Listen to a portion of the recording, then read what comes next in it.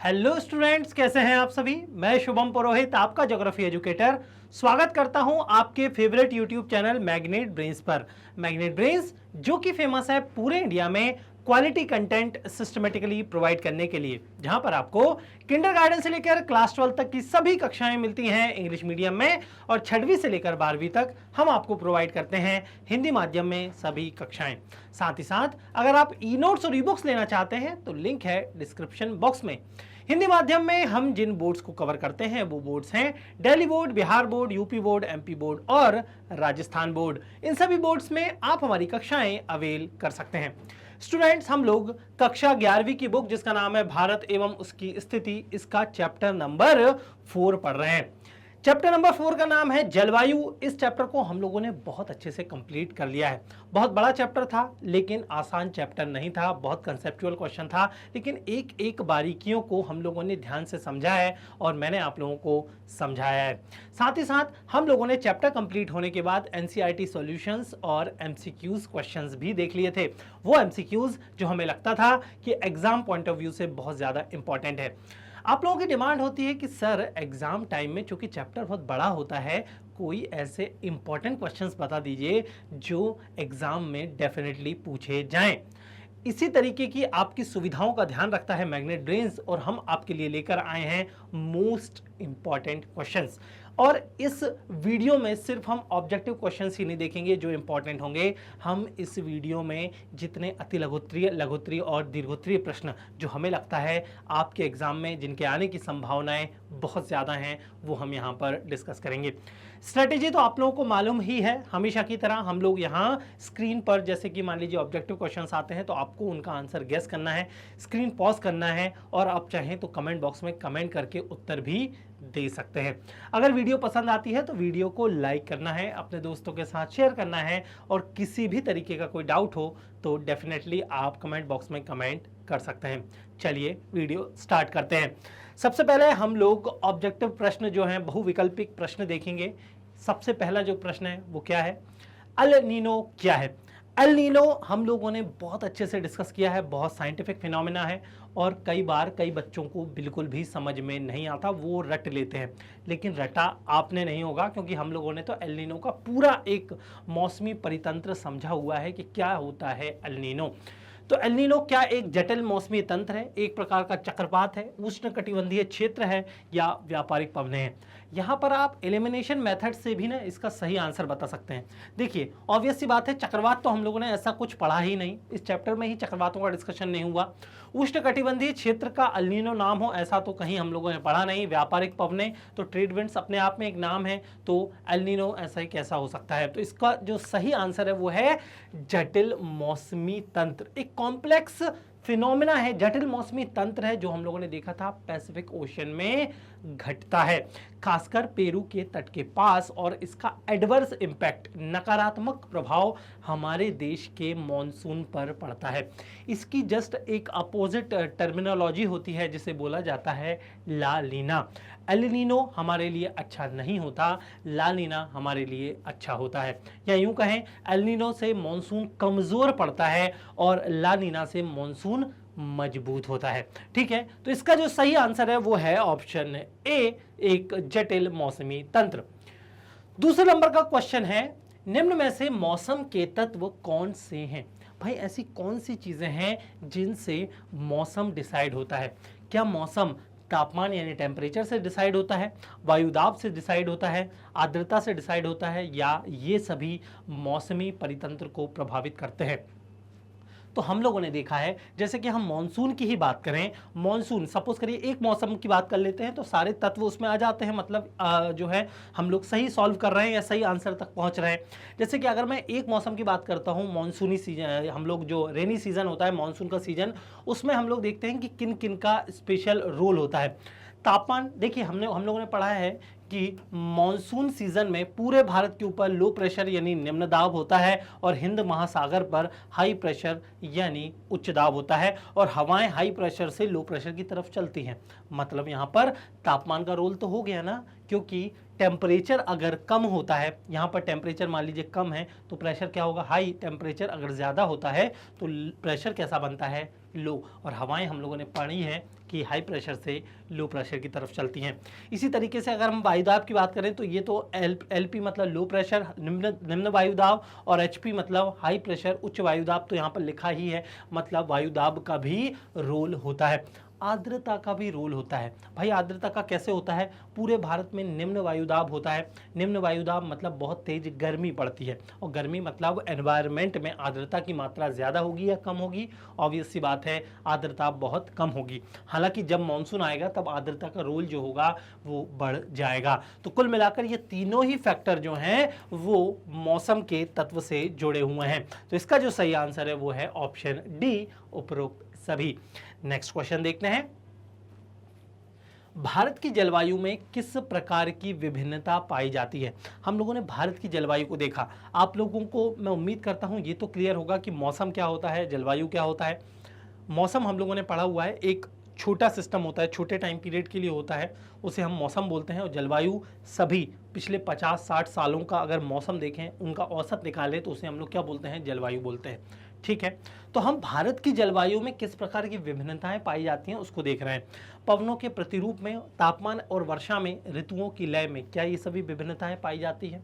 हाँ, बिल्कुल पाई जाती हैं। ऋतुओं की लय की अगर हम लोग बात करें तो भारत में अलग अलग ऋतुएं पाई जाती हैं। मुख्य रूप से शीत ऋतु पाई जाती है, ग्रीष्म ऋतु पाई जाती है, मानसून की ऋतु यानी वर्षा ऋतु पाई जाती है।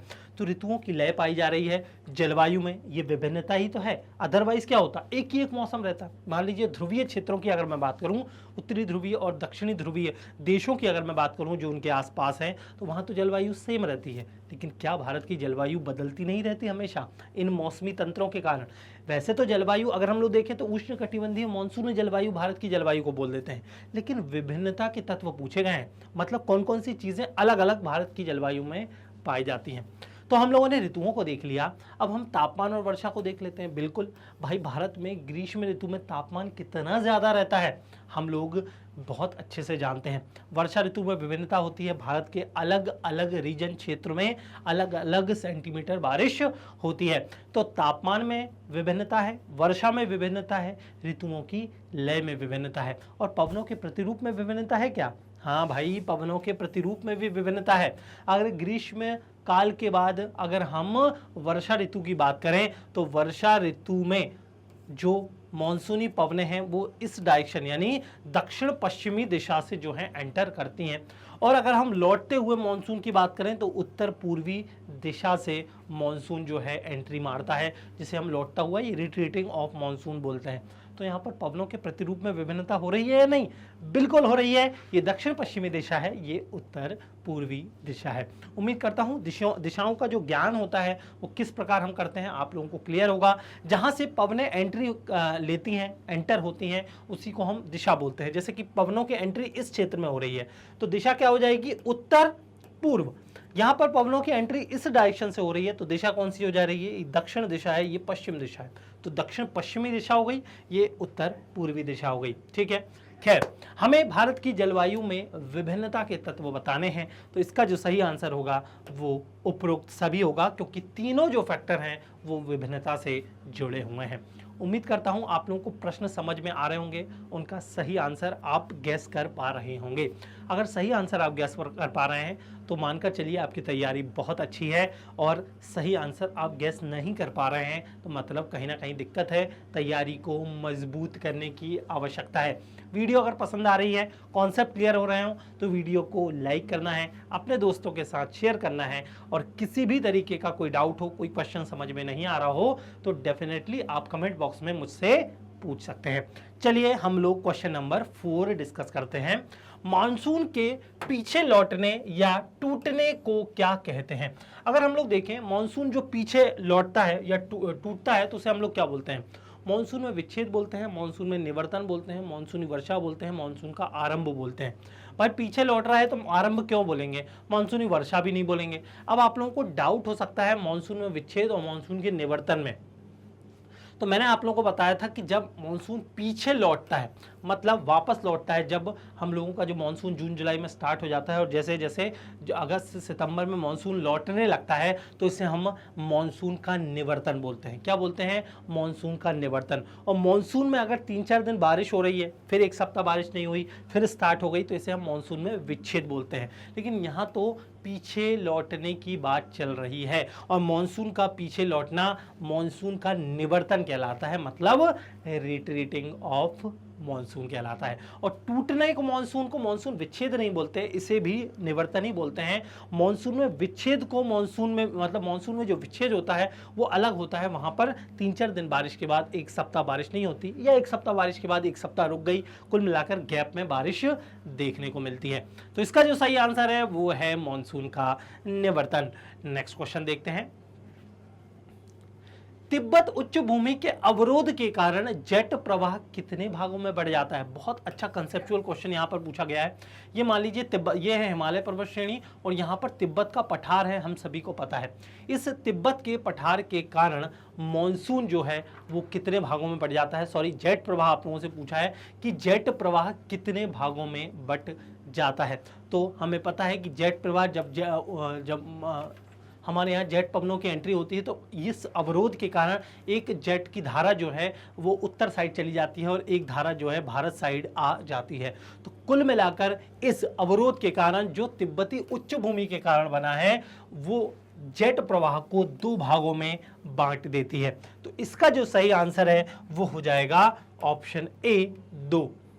नेक्स्ट क्वेश्चन देख लेते हैं, जो लास्ट हम लोगों का ऑब्जेक्टिव प्रश्न है। ठीक है, भारत की जलवायु कैसी है आप लोगों को बताना है। बहुत बेसिक प्रश्न यहां पर पूछ लिया जाता है और इसमें भी गलती कर देते हैं लोग। भारत की जलवायु पूछा है, क्या गर्म जलवायु है, उष्ण मानसूनी जलवायु है, सर्द जलवायु है या मानसूनी जलवायु है? तो भारत की जो जलवायु है ना वो उष्ण मानसूनी जलवायु है।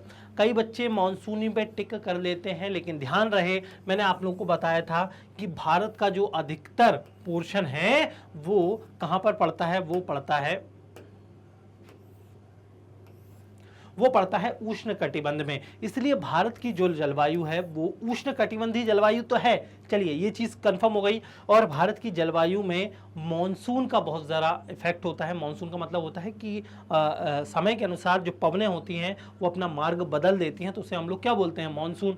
कभी पवनें जो है दक्षिण पश्चिमी दिशा से एंट्री ले रही हैं, कभी उत्तर पूर्वी दिशा से एंट्री ले रही हैं। तो मॉनसून का मतलब ही होता है मौसम के अनुसार पवनों की दिशा का बदल जाना। तो भारत की जलवायु क्या होगी? भारत की जलवायु होगी उष्ण कटिबंधीय मानसूनी, यानी उष्ण मानसूनी जलवायु। तो इसका जो सही आंसर है वो हो जाएगा ऑप्शन बी, उष्ण मानसूनी जलवायु।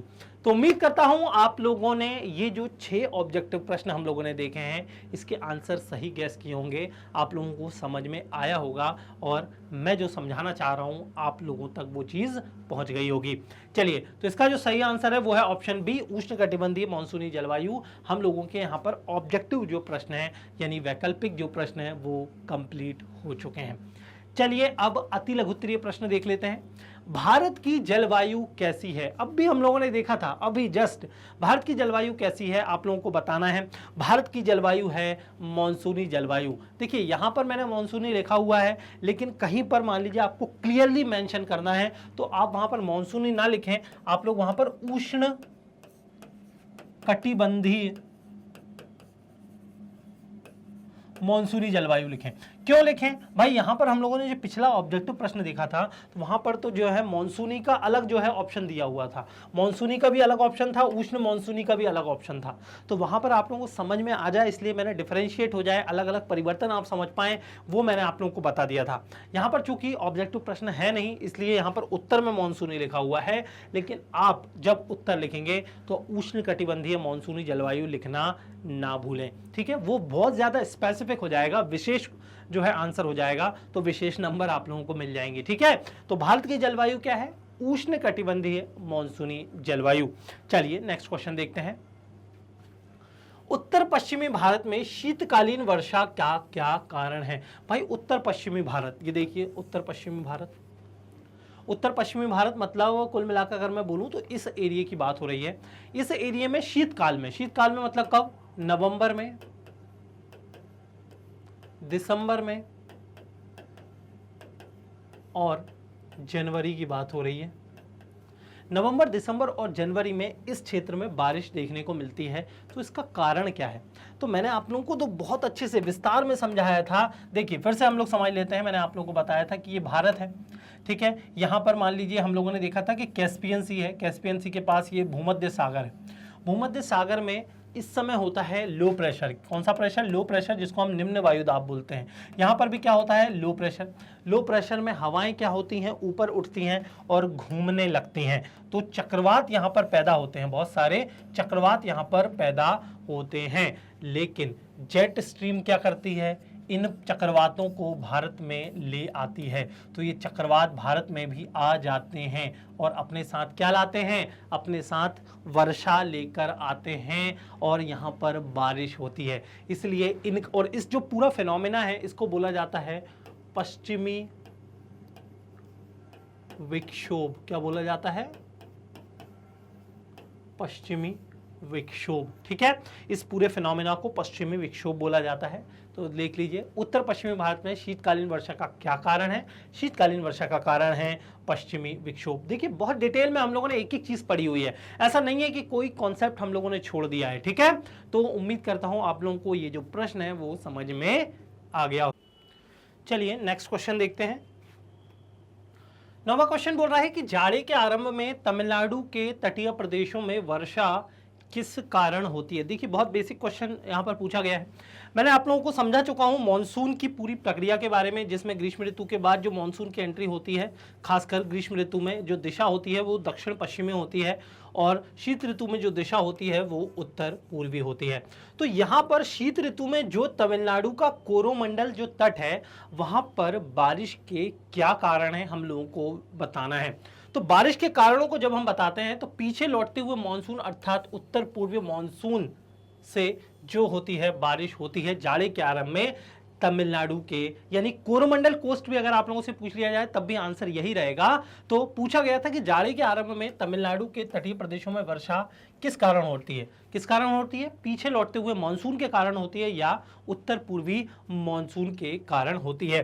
क्योंकि तमिलनाडु का जो कोस्ट है वो दक्षिण पश्चिमी मानसून के समय समानांतर पड़ता है और समानांतर होने के कारण मानसूनी पवनें सीधी निकल जाती हैं, टकराती नहीं हैं। और मानसून यानी आर्द्रता रिलीज करने के लिए बहुत जरूरी है कि पवनें टकराएं, ऊपर उठें, संघनित हों और बारिश करें, ठीक है। तो उम्मीद करता हूं आप लोगों को ये बात बहुत अच्छे से क्लियर हो गई होगी। 10वां अति महत्वपूर्ण प्रश्न यहां पर पूछा जा रहा है कि असम और पश्चिम बंगाल में वैशाख के महीने में शाम को चलने वाली भयंकर व विनाशकारी वर्षा युक्त पवनें क्या कहलाती है? तो असम और पश्चिम बंगाल में वैशाख के महीने में शाम को जो बारिश होती है उसे हम लोग क्या बोलते हैं, हमें बताना है। इसे बोला जाता है काल वैशाखी। दरअसल मैंने अलग अलग मॉनसून के जो स्थानीय नाम हैं अलग अलग प्रदेशों में क्या उन्हें बोला जाता है ये आप लोगों को बहुत अच्छे से बताया है। साथ ही साथ ये भी मैंने बोला था कि ये बहुत ज़्यादा इम्पॉर्टेंट है कि आम्र वर्षा जो होती है उसे कहाँ बोला जाता है, काल वैशाखी किसे बोलते हैं। सारी बातें हम लोगों ने मॉनसून वाले चैप्टर में, खासकर अगर मैं वर्षा ऋतु वाली चीज़ बोलूँ जिसमें हम लोगों ने ऋतुओं के लय में वर्षा ऋतु के बारे में पढ़ा था, उसमें हम लोगों ने एक्सप्लेनेशन इस बात का बहुत अच्छे से दिया था, ठीक है। तो उम्मीद करता हूं आप लोगों को ये प्रश्न बहुत अच्छे से क्लियर हो गया होगा। चलिए नेक्स्ट क्वेश्चन पर चलते हैं। अब हमें लघुत्तरीय प्रश्न देखने हैं। क्वेश्चन पूछा गया है कि भारतीय मौसम तंत्र को प्रभावित करने वाले 3 महत्वपूर्ण कारक कौन से हैं? वैसे तो बहुत से कारक जो हैं हम लोगों ने पढ़े हैं जो भारतीय मौसम तंत्र को प्रभावित करते हैं, लेकिन हमें सिर्फ 3 डिस्कस करने हैं। जैसे पहला क्या है? वायु दाब तथा ताप का धरातलीय वितरण। भाई दाब यानी जो प्रेशर डिफरेंस है उसकी वजह से क्या चलती हैं, हवाएं चलती हैं और ये प्रेशर डिफरेंस सीधे सीधे ताप से जुड़ा हुआ है। मैंने आप लोगों को बताया था कि मौसम के समय, जैसे कोई एक मौसम का हम लोग उदाहरण लेते हैं, वर्षा का मौसम, यदि रेनी सीजन का हम लोग उदाहरण लें तो ताप टेम्परेचर डिफरेंस की वजह से, जैसे ग्रीष्म ऋतु में पूरे भारत में बहुत तेज गर्मी पड़ती है जिस वजह से प्रेशर यहाँ पर होता है लो प्रेशर, और इसके विपरीत जो हिंद महासागर में जो है वहां पर होता है हाई प्रेशर और हवाएं जो हैं वो हाई प्रेशर से लो प्रेशर की तरफ चलती हैं। तो पहला जो कारक हो गया वो हो गया वायुदाब और ताप का धरातलीय वितरण। दूसरा कारण है ऊपरी वायु परिसंचरण, वायु राशियों का अंतर प्रवाह।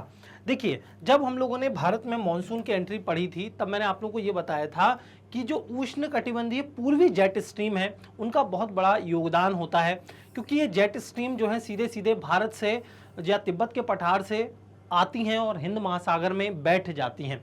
तो पूरे तिब्बत के पठार से उठते हुए पूरे भारत से जब ये जेट स्ट्रीम निकलती हैं तो आर्द्रता यानी मॉइस्चर को खींच लेती हैं, जिस वजह से यहाँ पर पूरे भारत में एक निम्न जो वायुदाब है वो क्षेत्र बन जाता है, जिसे हम लोग बोलते हैं मॉनसून ट्रफ या मॉनसून गर्त। क्या बोलते हैं? मॉनसून गर्त। जैसे गर्त में गिर जाता है ना कोई व्यक्ति, गर्त यानी गड्ढे में कोई व्यक्ति गिर जाता है, वैसे ये पूरे भारत में एक तरीके से बारिश का गर्त या गड्ढा बन चुका है, जिसमें अब मॉनसून की जब एंट्री होगी, हाई प्रेशर से लो प्रेशर हवाएं चलेंगी तो पूरे भारत में जो है झमाझम बारिश होगी। और इसी को हम लोग बोलते हैं कि भाई मॉनसून जो है वो आ गया, और इसी को हम लोगों ने मॉनसून वर्स्ट भी बोला था। तो यही है ऊपरी वायु परिसंचरण या वायु राशियों का अंतर प्रवाह। नेक्स्ट है वर्षा लाने वाले पश्चिमी विक्षोभ तथा उष्णकटिबंधीय चक्रवात। अभी हम लोगों ने पिछले क्वेश्चन में देखा था कि पूरे भारत में जो है जिस समय ठंड पड़ रही होती है उस समय जो कैस्पियन सागर है, ब्लैक सी, वहाँ पर निम्न वायुदाब का क्षेत्र बनता है, जिस वजह से हवाएं जो हैं ऊपर उठती हैं, घूमती हैं, तो चक्रवात वहाँ पर उत्पन्न होते हैं और उन चक्रवातों को हवाएं लेकर आती हैं, ठीक है, जैसे जेट स्ट्रीम लेकर आती हैं और उस पूरी प्रक्रिया को हम लोग पश्चिमी विक्षोभ बोलते हैं। इस वजह से भी भारत का जो मॉनसून है वो प्रभावित होता है। तो कुल मिलाकर अगर मैं बोलूं कि पूरे भारत में ठंड के समय किन किन इलाकों में बारिश होती है, तो दो इलाके आप लोगों को ध्यान रखने हैं। एक तमिलनाडु का कोरोमंडल तट जहां पर ठंड के समय बारिश होती है, और दूसरा उत्तर पश्चिमी भारत जहां पर ठंड के समय यानी शीतकाल में बारिश होती है, नवंबर, दिसंबर, जनवरी के आसपास। ठीक है, तो यहाँ पर हम लोगों ने लघुत्तरीय प्रश्न 11वें नंबर का ये देख लिया है। उम्मीद करता हूँ आप लोगों को प्रश्न समझ में आ रहे होंगे, उनका एक्सप्लेनेशन समझ में आ रहा होगा। अगर समझ में आ रहा है तो वीडियो को लाइक करना है, अपने दोस्तों के साथ शेयर करना है, और किसी भी तरीके का कोई डाउट हो तो आप पूछ सकते हैं, सर हमें ये क्वेश्चन समझ में नहीं आया, चाहे वो अति लघुत्तरीय हो, लघुत्तरीय, और आगे हम लोग दीर्घोत्तरीय प्रश्न देखने वाले हैं, चाहे वो हो। मैं डेफिनेटली उन क्वेश्चंस को एड्रेस करूंगा नेक्स्ट वीडियो में, या कोशिश करूंगा कि आपके कमेंट में ही उनका आंसर जो है वो आपके प्रश्न का जो समाधान है वो मिल जाए। चलिए नेक्स्ट क्वेश्चन देखते हैं। ITCZ यानी उष्ण कटिबंधीय अभिसरण क्षेत्र क्या होता है? ITCZ मैंने आप लोगों को विस्तार से समझाया है कि जैसे ये मान लीजिए भूमध्य रेखा है, भूमध्य रेखा के उत्तर में 23.5 डिग्री नॉर्थ में एक रेखा है, जिसे हम लोग कौन सी रेखा बोलते हैं? कर्क रेखा बोलते हैं। क्या बोलते हैं? कर्क रेखा। और 23.5 डिग्री जो साउथ है वहां पर एक रेखा है जिसे हम लोग बोलते हैं मकर रेखा। कर्क रेखा मकर रेखा के बीच में जो रेखा है उसे हम लोग बोलते हैं भूमध्य रेखा। ठीक है, सूर्य की जो किरणें हैं, सन जो है, सूर्य जो है अपनी किरणें पूरी साफ साफ बिखेरता है इस पूरे क्षेत्र में। इस पूरे क्षेत्र में सूर्य की किरणें बिल्कुल छा जाती हैं, जिस वजह से यहाँ पर जो होता है टेम्परेचर बहुत हाई होता है, निम्न वायुदाब का क्षेत्र यहाँ पर बनता है। और जैसे जैसे सन की लोकेशन मूव होती है, सूर्य अपनी गति जो है करता है, क्योंकि हमें पता है कि पृथ्वी घूमती रहती है, अपने अक्ष पर घूमती है, तो सूर्य की किरणें हर इलाके पर बराबर नहीं पड़ती। तो सूर्य की जो पोजीशन है वो, या उसकी जो सूर्य की किरणें हैं पूरी पृथ्वी पर एक बराबर नहीं पड़ती, जिस वजह से ये वाला जो क्षेत्र है इसका मूवमेंट भी प्रभावित होता है। तो इसका मूवमेंट भी प्रभावित होता है, जिस वजह से इस पूरे क्षेत्र को बोला जाता है ITCZ मूव कर रहा है। क्या बोलते हैं? Inter tropical convergence zone. Convergence zone या अभिसरण का मतलब क्या होता है? यहां पर जो व्यापारिक पवनें हैं वो आती हैं, व्यापारिक पवनें देखिए यहां पर आ रही हैं, और जैसे ही यहां पर आती हैं तुरंत जो है वो ऊपर उड़ जाती हैं, क्योंकि निम्न वायुदाब का क्षेत्र ये वाला हो जाता है। और चूंकि यहां पर व्यापारिक पवनें अभिसरित हो रही हैं, तभी इसे बोला जाता है उष्णकटिबंधीय अभिसरण क्षेत्र। क्या बोलते हैं? Inter tropical convergence zone. तो क्या ITCZ बिल्कुल स्थिर रहता है? बताइए, क्या ITCZ स्थिर रहता है? आप कहेंगे नहीं सर, ITCZ स्थिर नहीं रहता। सन अगर उत्तरी गोलार्ध में होता है तो ITCZ उत्तर की ओर खिसक जाता है। वहां पर क्या होती है? ये 0 डिग्री रेखा मकर रेखा बन जाती है, कर्क रेखा भूमध्य रेखा बन जाती है, और इसके ऊपर जो रेखा होती है वो कर्क रेखा हो जाती है। तो कुल मिलाकर पूरा सिस्टम ही बदल जाता है, और इसे ही हम लोग बोलते हैं उष्णकटिबंधीय अभिसरण क्षेत्र। अब जो मैंने समझाया है उसे एक बार पढ़ लेते हैं। चलिए, भूमध्य रेखा के निकट वह कटिबंध है जहां उत्तरी गोलार्ध में उत्तर पूर्वी व्यापारिक पवनें तथा दक्षिणी गोलार्ध में दक्षिण पूर्वी व्यापारिक पवनें आपस में मिलती हैं। ये देखिए, ये डायग्राम बताया ना मैंने, ये पवनें मिल रही हैं, ठीक है, यही बात यहां पर लिखी गई है। सूर्य की लंबवत किरणों के साथ इनकी स्थिति में परिवर्तन होता रहता है। ग्रीष्म काल में इसकी स्थिति उत्तर में खिसक जाती है, ठीक है, और ग्रीष्म काल में इसकी स्थिति उत्तर में कर्क रेखा के निकट तथा शीतकाल में मकर रेखा के निकट होती है। ग्रीष्म काल में इसकी स्थिति 25 डिग्री उत्तरी अक्षांश पर होती है, जिसके परिणाम स्वरूप दक्षिण पूर्वी व्यापारिक पवनें भूमध्य रेखा को पार करके दक्षिण पश्चिमी मानसून के रूप में प्रवेश करती हैं। जब हम लोगों ने मानसून पढ़ा था तो मैंने आप लोगों को बताया था, इसी ITCZ के कारण और कोरियोलिसिस बल के कारण जो पवनें होती हैं जब एंट्री लेती हैं भारत में, ये देखिए, तो घूम जाती है। ये देखिए यहाँ पर लिखा गया है कि जैसे ही जिसके परिणाम स्वरूप दक्षिण पूर्वी व्यापारिक पवनें, ये देखिए कौन सी डायरेक्शन है, यह है दक्षिण पूर्वी डायरेक्शन, लेकिन ये जैसे ही भूमध्य रेखा को पार करती हैं तो पार करके इनकी जो डायरेक्शन है वो दक्षिण पश्चिम हो जाती है। ये देखिए यहाँ पर डायरेक्शन कौन सी हो गई है, ये डायरेक्शन हो गई है दक्षिण पश्चिम, ये वाली, ठीक है। और डायरेक्शन का ज्ञान तो आप लोगों को बहुत अच्छे से हो ही चुका है। मैं अब आप लोगों से उम्मीद नहीं करता कि आप लोग डायरेक्शन गलत बताएंगे, कम से कम डायरेक्शन तो आप लोग समझ ही गए हैं। हम लोगों ने पूरे चैप्टर में इस बारे में बात की है कि हम डायरेक्शन रिकॉग्नाइज कैसे करते हैं, नाम कैसे पड़ता है इनका, ठीक है, रटना नहीं है, हम लोगों ने समझने के स्तर पर चीज़ों को देखा है, समझा है, ठीक है। जेट प्रवाह क्या है, इसका क्या प्रभाव पड़ता है, जेट स्ट्रीम पूछा है भैया। जेट स्ट्रीम मैंने आप लोगों को बताया था, ऊपरी वायुमंडल में तेज हवाएं सर्कुलेट होती हैं, चलती हैं, उसे हम लोग क्या बोलते हैं, जेट स्ट्रीम या जेट प्रवाह बोलते हैं। तो एक बात देख लेते हैं, क्षोभ मंडल में भूपृष्ठ से लगभग कितने किलोमीटर ऊपर, 12 किलोमीटर, मतलब हम जहां पर खड़े हैं उससे 12 किलोमीटर ऊपर ऊंचाई पर क्षैतिज दिशा में, क्षैतिज मतलब ये डायरेक्शन, इस डायरेक्शन में, ऊर्ध्वाधर मतलब नीचे से ऊपर, ठीक है, तो क्षैतिज मतलब इस डायरेक्शन में तेज गति से चलने वाली वायु धाराओं को जेट वायु प्रवाह बोलते हैं। शीत ऋतु में अत्यंत लाभकारी वर्षा वाले पश्चिमी विक्षोभों को भारत में लाने का काम यही जेट स्ट्रीम करती है। और पश्चिमी विक्षोभ यानी वेस्टर्न डिस्टर्बेंस क्या होता है, ये हम लोग समझ चुके हैं। जेट स्ट्रीम की स्थिति में परिवर्तन के कारण ही ये विक्षोभ भारत में प्रवेश करते हैं। इसी प्रकार पूर्वी जेट प्रवाह उष्णकटिबंधीय चक्रवातों को भारत की ओर आकर्षित करता है। एक एक बात हम लोगों ने डिस्कस की है, ऐसी कोई सी चीज हम लोगों ने नहीं छोड़ी जो इस चैप्टर में दी हो और हम लोगों ने डिस्कस ना की हो, ठीक है। चलिए अब हम दीर्घोत्तरीय प्रश्नों पर आ जाते हैं। उम्मीद करता हूं ऑब्जेक्टिव प्रश्न के साथ अति लघुत्तरीय प्रश्न आप लोगों को समझ में आ गए होंगे। अगर समझ में आ गए हैं तो वीडियो को लाइक करना है, अपने दोस्तों के साथ शेयर करना है। चलिए दीर्घोत्तरीय प्रश्न जो 14वें नंबर का है वो पूछ रहा है कि भारत की जलवायु को प्रभावित करने वाले कारकों का वर्णन कीजिए, कि भारत की जलवायु को कौन कौन से कारक प्रभावित करते हैं। तो भारत की जलवायु को प्रभावित करते हैं अक्षांश। भाई अक्षांश कैसे प्रभावित करते हैं, हमें पता है कि भाई भारत में जो कर्क रेखा है बीचों बीच से गुजरती है, मकर रेखा जो है या भूमध्य रेखा के उत्तर में भारत पड़ता है, इसी प्रकार मकर रेखा, कुल मिलाकर अगर हम बोलें उष्ण कटिबंध में भारत पड़ता है, जिस वजह से पूरे भारत में निम्न वायुदाब का क्षेत्र तो बनता ही है। तो कुल मिलाकर यहाँ उष्ण कटिबंधीय प्रभाव रहता है, जबकि कर्क रेखा से उत्तर का भाग शीतोष्ण कटिबंध में पड़ता है। इस रेखा के ऊपर का जो भारत है ना वो शीतोष्ण कटिबंध में पड़ता है और इनका प्रभाव भारत की जलवायु पर पड़ता है। पर्वत श्रेणी के बारे में अगर हम लोग देखें तो भारत के उत्तर में स्थित हिमालय पर्वत श्रेणी उत्तरी ध्रुव की ओर से आने वाली ठंडी हवाओं को भारत में आने से रोकती है। ये बार बार हम लोगों ने इस चैप्टर में, इसके पिछले चैप्टर में बार बार मैंने आप लोगों को हिमालय की इंपॉर्टेंस के बारे में बताया है कि हिमालय कितना महत्वपूर्ण है हमारे लिए। इसी के बारे में हम लोगों ने कस्टम शॉर्ट्स भी बनाए हैं, आप लोग चाहें तो चैनल पर विजिट कर सकते हैं। वहाँ पर आप लोगों को सिर्फ इतना टाइप करना है यूट्यूब पर कि अगर हिमालय नहीं होता तो हिमालय नहीं होता तो क्या प्रभाव पड़ता, ये मैंने आप लोगों को समझाया है कि हिमालय नहीं होता तो उत्तरी ध्रुव से जो हवाएं चल रही हैं भैया सीधे भारत में आती, तो आज पूरे भारत में हमें बर्फ देखने को मिलती है। मध्य प्रदेश, कर्नाटक, हर जगह जो है बर्फ ही बर्फ छाई होती है, क्योंकि बहुत तीव्र हवाएं ये वाली रहती हैं, ठीक है, और इनका इफेक्ट बहुत ज़्यादा होता है। तो आज हिमालय पर्वत श्रेणी की वजह से भारतीय उपमहाद्वीप की जो जलवायु है वो समताकारी या समकारी स्वरूप वाली है, मतलब ना बहुत ज़्यादा गर्मी पड़ती है ना बहुत ज़्यादा ठंड पड़ती है। और नेक्स्ट है जल एवं स्थल का वितरण, ये भी भारत की जलवायु को प्रभावित करता है। किस प्रकार कि भारत के प्रायद्वीपीय भाग एक और बंगाल की खाड़ी से, दूसरी ओर अरब सागर से घिरे हुए हैं, बहुत अच्छे से हमें पता है। यहाँ की जलवायु को ये प्रभावित करते हैं, जिसके कारण दक्षिण पश्चिमी हवाओं को आर्द्रता ग्रहण करने में सहायता मिलती है। भारत का उत्तरी भाग स्थलबद्ध है, इसलिए यहाँ तापमान ग्रीष्म ऋतु में अत्यधिक व शीत ऋतु में अत्यधिक कम हो जाता है, जिसके कारण समुद्र तट से दूरी, समुद्र तल से ऊंचाई एवं उच्चावच भी जलवायु को प्रभावित करते हैं। तो हमें पता है कि भाई प्रायद्वीपीय भारत तीन ओर से समुद्र से घिरा हुआ है, इधर अरब सागर, इधर बंगाल की खाड़ी, इधर हिंद महासागर, जिस वजह से जो कोस्टल क्षेत्र हैं वो समकारी जलवायु वाला प्रभाव दर्शाते हैं।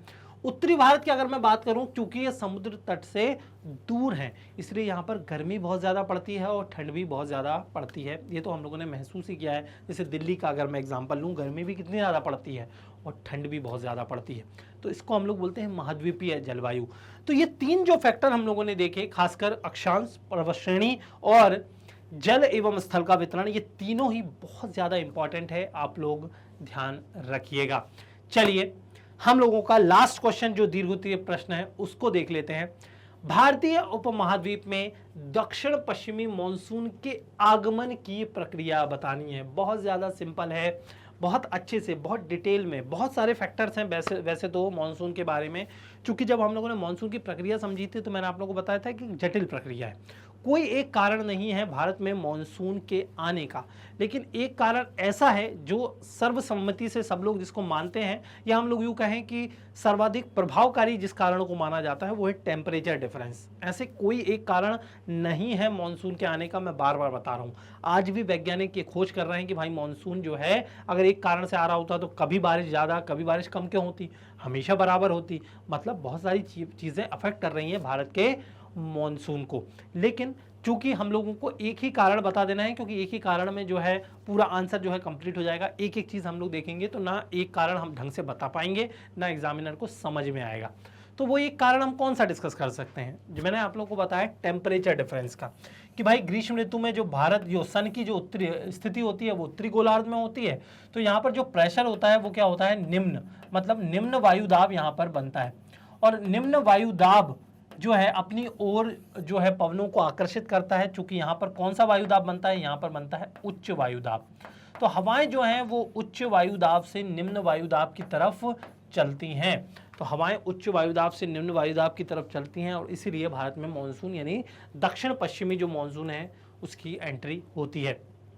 और एंट्री के बाद ये जो मॉनसून है दो शाखाओं में बढ़ जाता है। एक शाखा जिसको हम लोग बोलते हैं अरब सागर की शाखा, और दूसरी जो शाखा है जिसको हम लोग बोलते हैं बंगाल की खाड़ी शाखा। बस इतना अगर हम लोग बता देते हैं अच्छे से, साथ में अगर चित्र बना देते हैं, डायग्राम बना देते हैं, तो एग्जामिनर को बहुत अच्छे से सारी बातें क्लियर हो जाती हैं। एक बात आप ध्यान रखिए, ठीक है। तो दक्षिण पश्चिमी मॉनसून के बारे में जो पूरी प्रक्रिया है जो मैंने आप लोगों को बोर्ड पे अभी समझाई with the help of diagram, ये सारी बातें बस हम लोगों को यहाँ पर लिख देनी है। जैसे कि भारत के उत्तर पश्चिमी मैदान में मई जून में तापमान बहुत तेजी से बढ़ता है, जिसके कारण यहाँ कौन सा वायुदाब बन जाता है, निम्न वायुदाब स्थापित हो जाता है। निम्न वायुदाब की ये दशाएं हिंद महासागर में चलने वाली व्यापारिक पवनों को अपनी ओर आकर्षित करती हैं, क्योंकि ये पवनें उच्च वायुदाब से निम्न वायुदाब की तरफ चलती हैं।